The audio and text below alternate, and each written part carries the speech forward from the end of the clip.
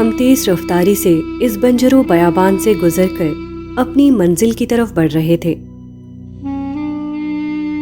دماغ میں سوال ابھرا کہ زمین کو سرسبزی و شادابی سے بھر دینے والے رب نے اپنے گھر کے لیے اس وادی غیر ذی زرع، اس جھلسا دینے والے صحرا، اس پیاب و گیاہ ریگستان، اس پتھریلی اور چٹانی زمین کا انتخاب کیوں کیا؟ دل نے جواب دیا، اس لیے کہ یہاں صرف اہل شوق ہی آئیں، آرام کے طالبین، سیاحت کے شوقین، سرسبز و شاداب مناظر کے متلاشی، بازاروں کی رنگینیوں میں کھو جانے والے عشاق دنیا یہاں کا رخ نہ کریں۔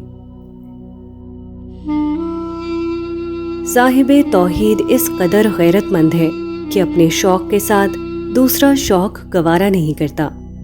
چنانچہ اس کا منصوبہ یہی تھا کہ اس ویرانے میں کوئی بہار نہ ہو سوائے بہار حرم کے، اور اس صحرا میں کوئی باد نسیم نہ ہو